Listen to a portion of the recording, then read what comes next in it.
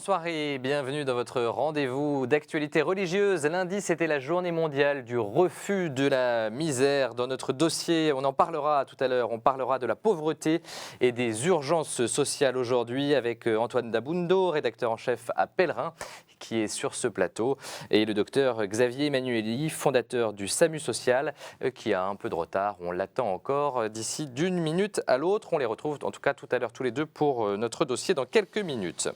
Mais d'abord, on part à Rome avec ces images du premier grand congrès organisé par le Conseil pontifical pour la promotion de la nouvelle évangélisation. Dicaster créé par Benoît XVI il y a un peu plus d'un an. Vous le voyez, 8500 acteurs de la nouvelle évangélisation se sont retrouvés au Vatican ce week-end avec la participation du chanteur Andrea Bocelli. Benoît XVI a profité de la messe de clôture pour faire une annonce importante. Il convoque une année de la foi sur le modèle de l'année Saint-Paul en 2008 ou de l'année du prêtre en 2009. Cette année de la foi s'ouvrira le 11 octobre 2012, 50 ans après l'ouverture du Concile Vatican II. Pourquoi ? Benoît XVI a donné une explication lors de l'Angélus, c'était dimanche. On l'écoute. J'estime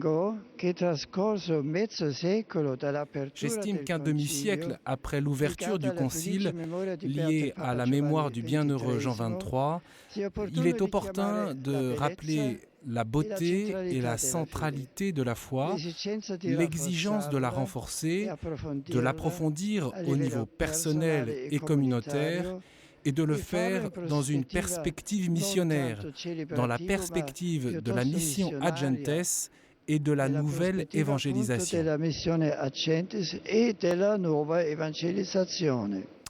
Benoît XVI qui a précisé les contours de cette année de la foi dans un motu proprio publié lundi. Le pape souhaite que le témoignage des croyants grandisse en crédibilité. On en a longuement parlé ici même. Le 9 octobre dernier, l'armée égyptienne a ouvert le feu sur des manifestants coptes. Le bilan pourrait être revu à la hausse. On parle désormais d'une soixantaine de morts. La semaine dernière, sur ce plateau, un journaliste égyptien parlait d'un crime contre l'humanité, sentiment partagé par l'ensemble de la communauté copte de France qui suit les événements bien sûr avec inquiétude et surtout avec colère. Colère contre les autorités françaises.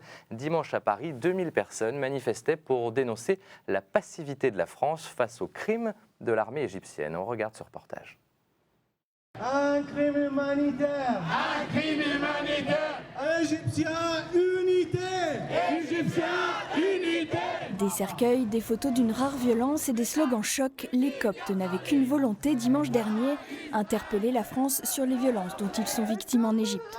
Une manifestation qui fait suite aux affrontements entre chrétiens égyptiens et l'armée la semaine dernière. 27 personnes avaient été tuées.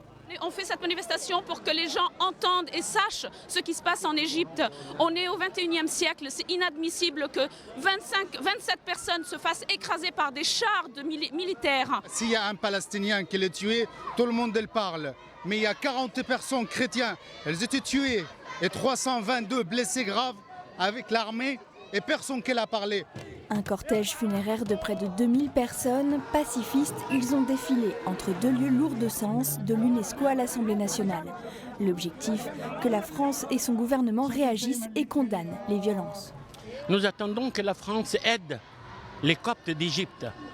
Dire à Tantawi, qui était gouverneur pour le concile, arrête de faire des massacres pour les Coptes, leur donner leurs droits. On a des droits. Des droits, comme tous les Égyptiens, les Coptes sont la plus importante minorité du pays. Ils représentent environ 10% de la population. Et puis il y a aussi de bonnes nouvelles quand même dans ce contexte. Pour rassurer la communauté copte, l'armée a fait passer une loi qui condamne toute forme de ségrégation religieuse en Égypte. Les contrevenants seront passibles de 6 000 € d'amende et de 3 mois de prison. Espérons que cette loi soit appliquée. Dans ce contexte, le rendez-vous d'assises la semaine prochaine est une grande bouffée d'oxygène. Je vous rappelle que 25 ans après la rencontre interreligieuse pour la paix convoquée par Jean-Paul II, Benoît XVI se rendra jeudi dans la ville de Saint-François. Il Il a invité les responsables des religions du monde ainsi que de nombreux intellectuels. Monseigneur Michel Sentier représentera l'épiscopat français à ce grand sommet des religions. L'évêque de Créteil est aussi président du Conseil pour les relations interreligieuses à la Conférence des évêques de France. Cette semaine, vous le voyez, devant la presse, il a évoqué les objectifs de ce rendez-vous d'assises. On l'écoute à ce propos. Aujourd'hui, va être réaffirmé qu'on ne peut pas être croyant si on ne s'engage pas d'une façon résolue vers la paix. Et ça, je crois que c'est essentiel. Souvent, ce qui est à l'origine des conflits, ce sont les peurs. C'est la méconnaissance de l'autre. C'est la crainte de son pouvoir, de son emprise. Alors, le seul chemin pour dépasser cela, c'est la rencontre et le dialogue. Voilà une rencontre à vivre en direct sur notre antenne jeudi prochain. Par ailleurs, sachez que dans plus de 25 villes françaises, il y aura des rencontres interreligieuses en communion avec Assise. Et pour plus d'infos, vous pouvez bien sûr consulter le site internet de la Conférence des évêques de France. De leur côté, les responsables religieux français se sont retrouvés au Sénat cette semaine. C'était la première réunion publique de la toute jeune Conférence des responsables de culte en France. Pour cette première, ils ont choisi de parler de laïcité. À quelques mois de la présidentielle, ce n'est sûrement pas un hasard. Reportage au Sénat. Un lieu emblématique, le Sénat, et un thème évocateur, la laïcité. Voilà le cadre du premier colloque organisé par la Conférence des responsables de culte en France. Cette organisation fondée l'année dernière qui regroupe les responsables des 6 grandes religions, catholiques, juives, musulmanes, orthodoxes, protestantes et bouddhistes. Nous sommes au Sénat. Et il y avait les représentants des pouvoirs publics qui étaient là. Donc c'est pour bien rappeler que nous sommes sur le terrain qui nous est commun, celui de la citoyenneté et de notre volonté de participer au vouloir vivre ensemble.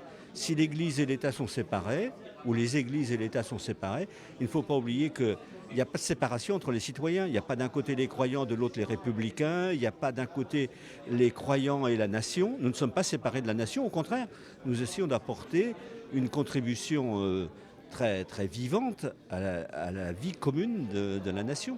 Mais l'enjeu de ce colloque, c'est surtout de recadrer les choses. Débat sur la laïcité initié par l'UMP, prières de rue, port du voile, autant de sujets qui ont récemment créé la polémique, souvent à cause d'une profonde méconnaissance de ce qu'est et doit être la laïcité à la française.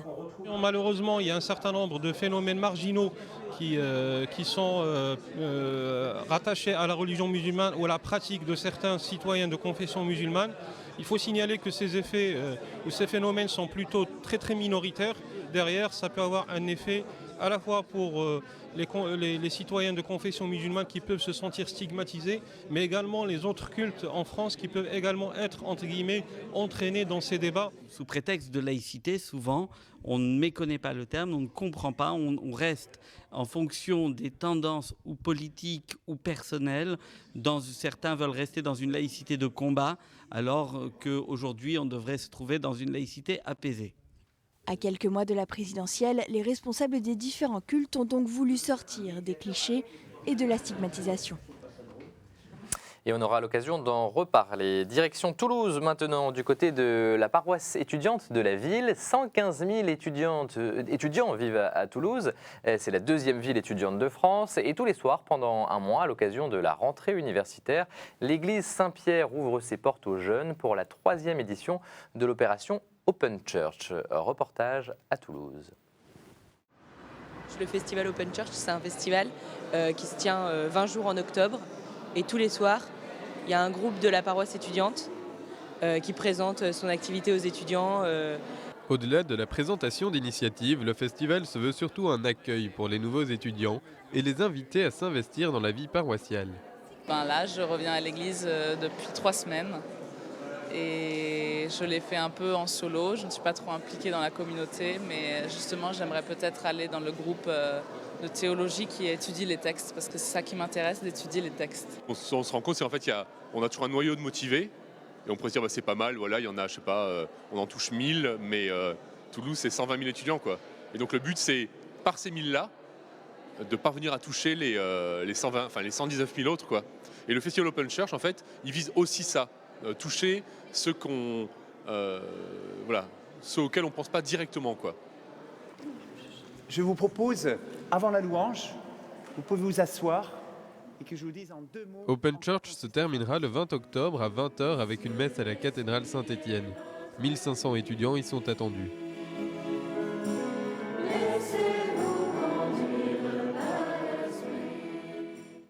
Voilà, et puis pour conclure, coup de projecteur sur une toute jeune institution encore méconnue, mais qui a beaucoup à dire sur de nombreux sujets de société, l'Académie catholique de France. Elle est composée d'intellectuels, laïcs et clercs, comme le Père Armogat, que vous voyez, qui intervient régulièrement dans cette émission. L'idée, c'est de proposer une expertise sur des questions de notre temps.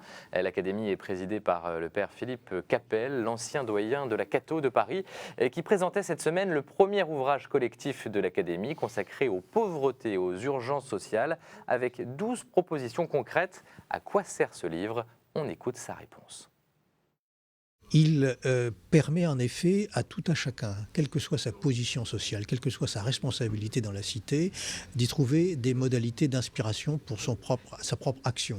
Que l'on soit chef d'entreprise, économiste, professeur d'université, ouvrier, artisan, religieux, on trouvera dans ces propositions de quoi inspirer des décisions très concrètes qui vont aussi bien de la participation financière jusqu'au choix du crédit, la mise en place de microcrédits et surtout aussi écarter les fausses pistes, car nous sommes devant une des vagues de confusion quant aux propositions. Nous avons beaucoup de difficultés à établir des diagnostics cohérents et nous avons voulu en réalité aussi bien écarter les fausses pistes que dégager, mais très modestement, des pistes viables. Et on en reparle dans quelques minutes avec nos invités pour notre dossier. Tout de suite, la chronique du vice-président de cette Académie catholique de France, le Père Jean-Robert Armogat.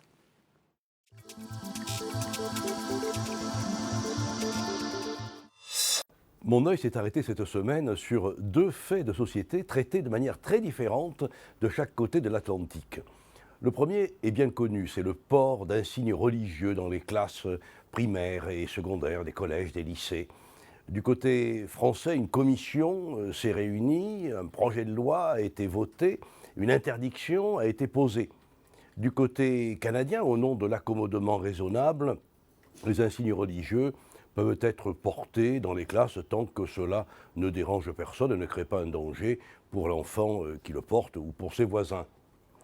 L'autre fait de société, c'est un site internet Copwatch qui diffuse des photographies de policiers, qui filment des policiers en action, parfois brutale, violente. Du côté français, le tribunal de grande instance de Paris, saisi par le ministre de l'Intérieur, a interdit le site et les fournisseurs d'accès ont empêché l'accès au site. Le résultat, c'est qu'une vingtaine, une trentaine maintenant de sites miroirs sont disponibles et qu'on peut aller les consulter. La mesure s'est montrée assez inefficace. Du côté américain, ce sont les policiers eux-mêmes qui filment leurs actions. Une caméra sur le pistolet taser permet d'en vérifier les effets et de vérifier ce qui se passe. Alors, je crois qu'en France, quand on veut évacuer un problème, on fait une commission, et quand on veut le résoudre, on crée une loi. Le pire étant quand les commissions proposent des lois. Il me semble que sur bien des questions, une vue plus pratique, plus proche des personnes peut réussir, comme le film Police, qui nous montre une image de la police qui est importante, intéressante dans son travail. Alors, c'est mon œil qui se promène, je ne porte pas de conclusion. Je regarde, mais ça nous aide à réfléchir. Et continuez, merci Père Armogat. Tout de suite, quelques-unes de vos hebdos chrétiens ce jeudi.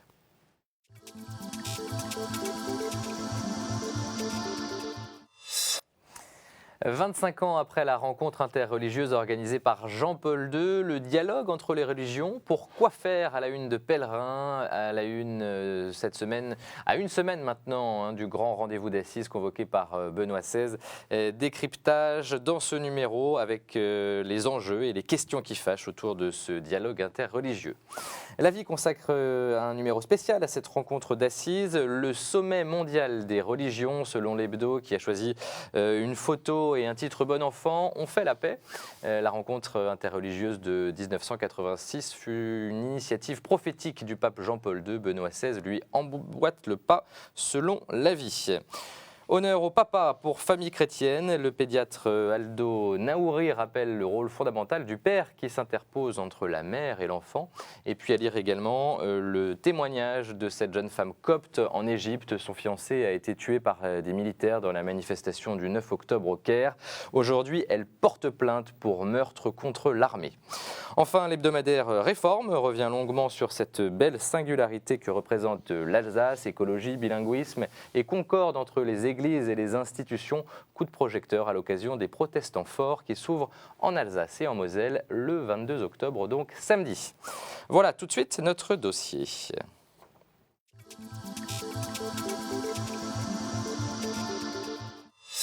Et cette semaine, on a choisi de s'intéresser à une institution encore méconnue, mais qui porte un regard pertinent sur les grandes questions de notre société. En tout cas, c'est notre point de vue.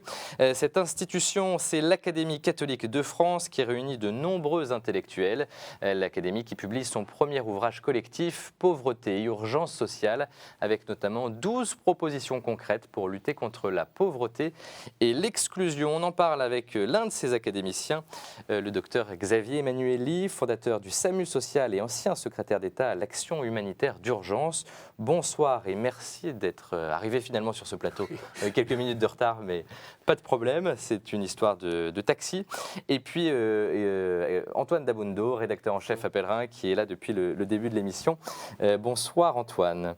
D'abord, docteur Xavier Emmanuelli, une question sur cette académie sociale, cette académie catholique de France. Quelle est sa vocation et pourquoi vous avez décidé d'y participer?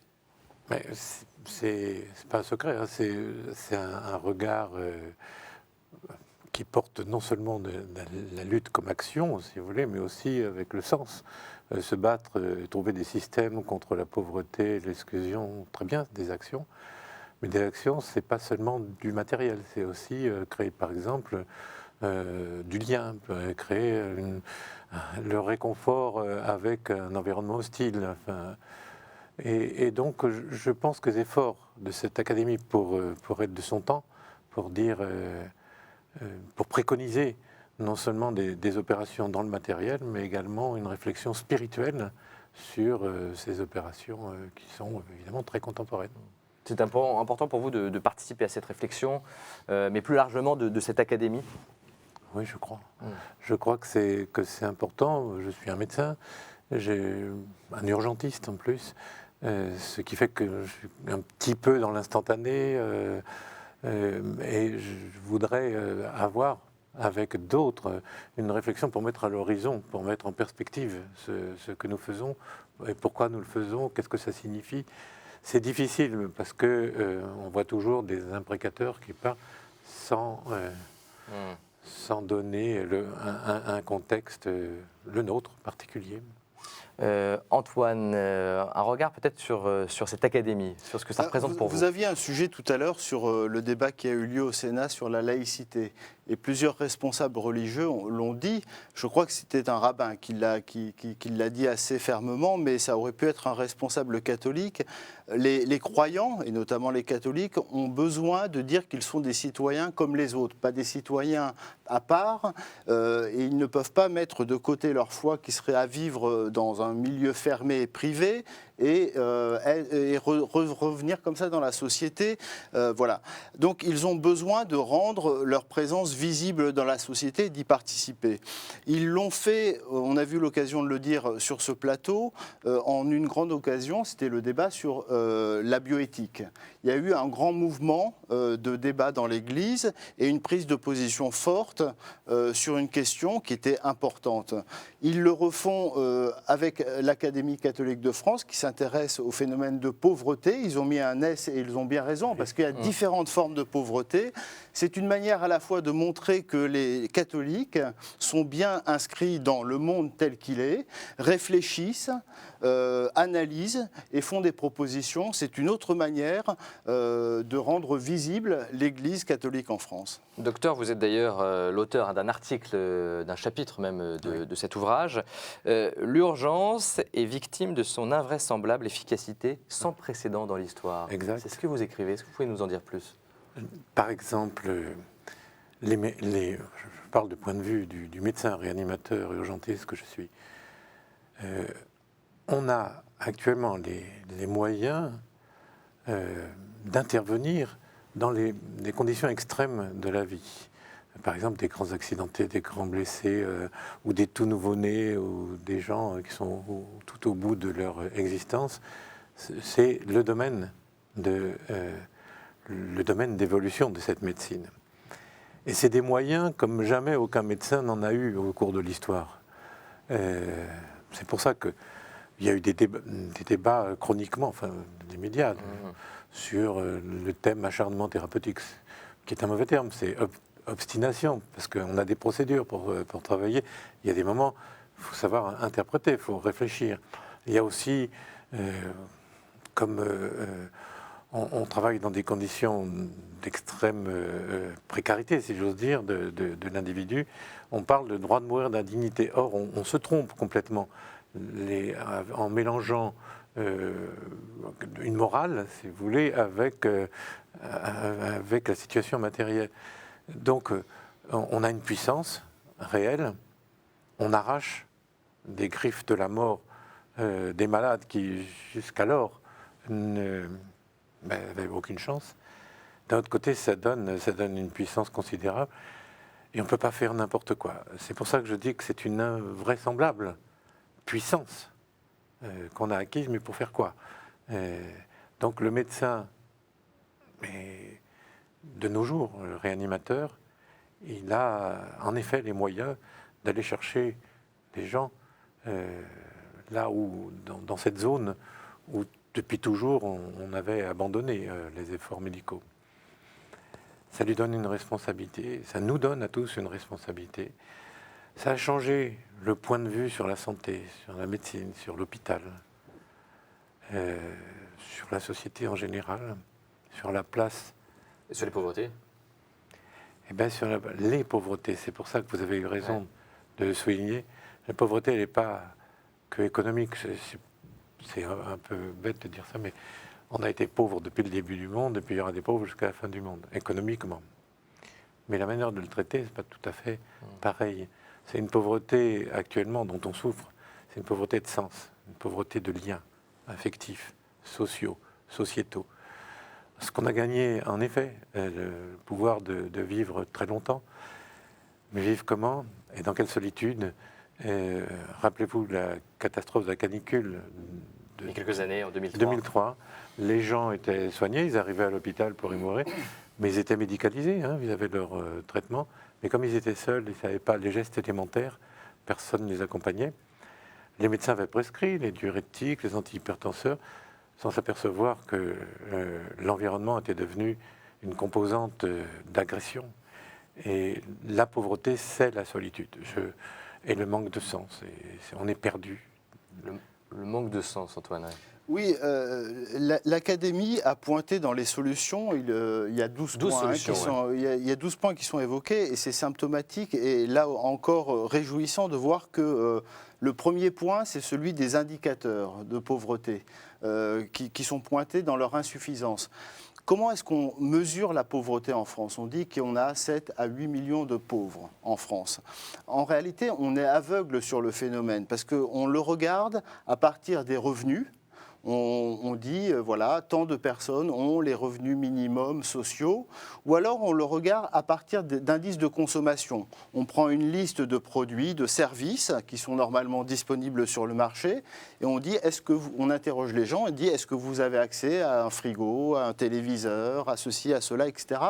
Et lorsqu'on est en déficit sur un certain nombre de réponses, on dit, ils sont rentrés dans la pauvreté. Donc on mesure, et on sait assez bien mesurer cette pauvreté matérielle, mais toujours dans le même principe d'une société de consommation. Et toute une série, j'allais dire, de pauvretés, l'accès à l'éducation, l'accès à la santé, la solitude, le lien social, ne sont pas du tout mesurés et ne sont pas du tout regardés. Donc on a des phénomènes d'aveuglement sur ce que représente la pauvreté. Et c'est évidemment un enjeu majeur que de d'abord connaître ce qu'elle représente et surtout d'élargir le regard sur ce que représente la pauvreté, ou plutôt les pauvretés en France. C'est quoi la nature de ces propositions, docteur? C'est, comme vous dites, on est myope sur notre environnement parce qu'il nous passe sous les yeux, trop près. Je vais vous donner un exemple, je le dis dans ce livre, c'est le rapport au temps qu'on a.